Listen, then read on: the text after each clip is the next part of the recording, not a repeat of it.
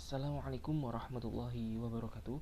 Perkenalkan, nama saya Ahmad Azizi, NIM 19 1030 4023. Untuk memenuhi tugas hukum internasional, saya akan menjelaskan dan memaparkan hasil dari resume saya tentang hukum laut internasional. Hukum laut internasional adalah aturan-aturan atau kaidah yang mengatur tentang berbagai persoalan yang berhubungan dengan batas-batas wilayah negara yang berkaitan dengan laut, baik laut yang ada di dalam suatu wilayah negara atau laut yang berada di luar wilayah negara atau laut lepas, baik dari pemanfaatan sumber kekayaan laut maupun akibat negatif yang ditimbulkan dari pemanfaatan sumber kekayaan laut. Kemudian, poin selanjutnya, perkembangan hukum laut internasional. Perkembangan laut internasional ditandai dengan munculnya pertarungan antara dua konsepsi hukum laut. Ya, diantaranya ada satu, res komunis yang menyatakan bahwa laut adalah milik bersama masyarakat dunia dan oleh karena itu tidak dapat diambil dan dimiliki oleh siapapun. Yang kedua, res nuilis yang menyatakan laut itu tidak ada yang memiliki dan oleh karena itu dapat diambil dan memiliki oleh masing-masing negara. Hukum laut internasional ini tidak terlepas dari pengkodifikasian hukum internasional. Pada masa LBB diadakan konvensi internasional di Den Haag pada tanggal 13 Maret sampai 12 April 1930 mengkodifikasikan hukum internasional.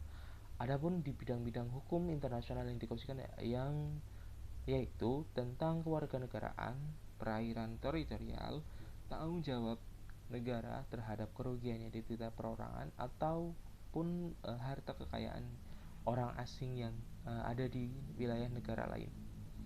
Dan hasil selanjutnya itu konvensi Den Haag 1930.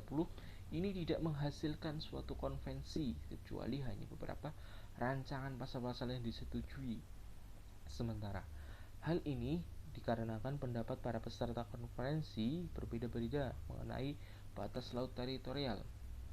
Kegagalan konferensi kodifikasi hukum internasional di Den Haag 1930 menyisakan ketidakseragaman lebar laut teritorial dan klaim sepihak lebar laut teritorial yang beberapa negara pantai.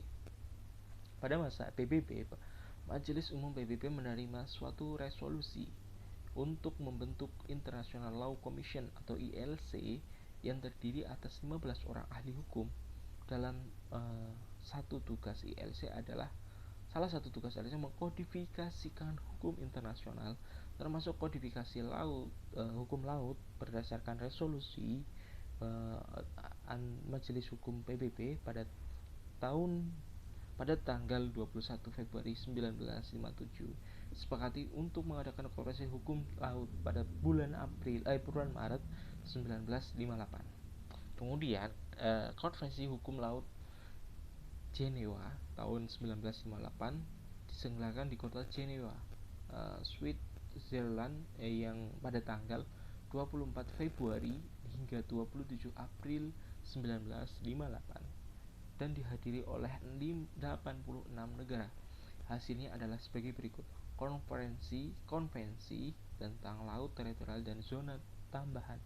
Yang kedua, konvensi tentang laut lepas. Yang ketiga, konvensi tentang landas kontinen. Dan yang keempat, konvensi tentang perikanan dan perlindungan sumber-sumber hayati di laut lepas.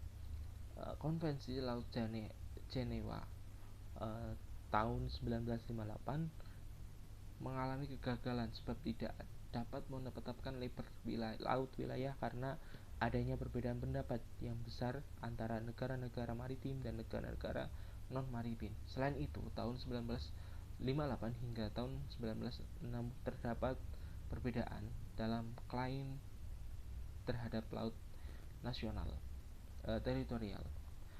Konvensi Hukum Laut Jenewa tahun 1960 konferensi kedua ini pun mengalami kegagalan. Kenapa? Untuk menentukan laut teritorial. Selain itu, kelemahan lainnya adalah pengaturan yang terlalu kompleks dari konvensi tentang perikanan dan konvensi sumber-sumber hayati laut lepas. Setelah Konvensi Hukum Laut Jenewa 1960, masalah kelautan tidak tergali dan mengarah kepada ketidakpastian. Kemudian, di Konvensi Hukum Laut 1986 terdapat ketentuan berikut. Apa aja ketentuan tersebut? Ketentuan tersebut diantaranya adalah perairan pedalaman, yaitu laut yang terletak pada sisi darat dari garis pangkal laut teritorial, atau laut yang terletak pada sisi darat garis penutup teluk di perairan kepulauan. Yang kedua, perairan kepulauan. Apa itu perairan kepulauan?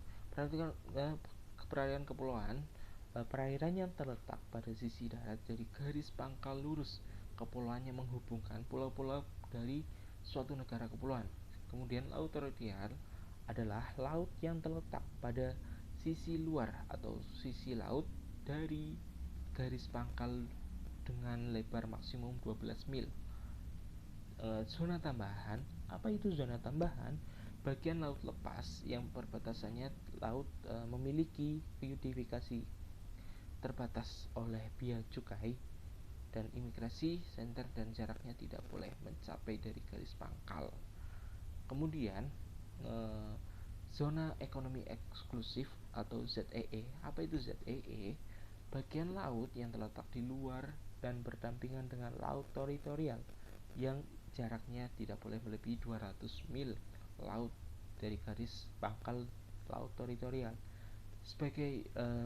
Kemudian laut lepas. Apa itu laut lepas? Laut lepas adalah bagian laut yang bukan wilayah suatu negara maupun zona ekonomi eksklusif atau ZEE. Laut lepas merupakan daerah tak bertuan atau bebas.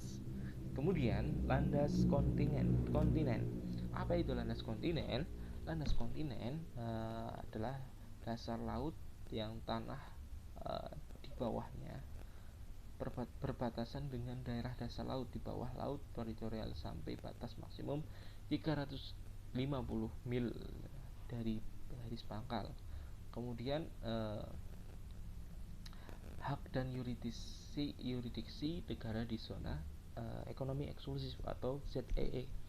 Apa aja hak-haknya? Hak berdaulat untuk keperluan eksplorasi dan eksploitasi, konvensi dan pengelolaan sumber kekayaan alam baik hayati maupun non hayati di perairan dari dasar laut dan tanah di bawahnya, termasuk eksplorasi dan eksploitasi zona yang menghasilkan energi yang berasal dari air, arus dan angin.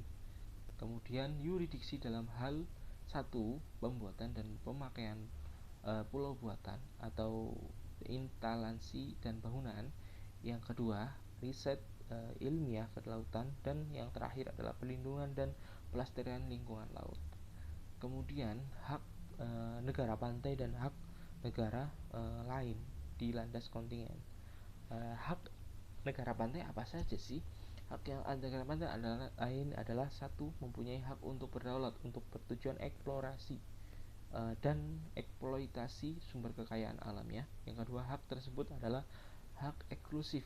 Yang ketiga, hak tersebut tidak bertergantung pada pendudukan, baik efektif atau tidak tetap, atau pada proklamasi secara jelas.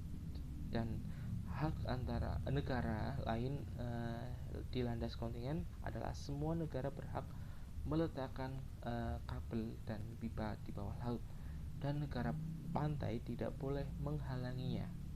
Oke, mungkin itu saja terkait penjelasan terkait dengan hukum laut, hukum internasional laut atau hukum laut internasional. Ada kurangnya saya mohon maaf.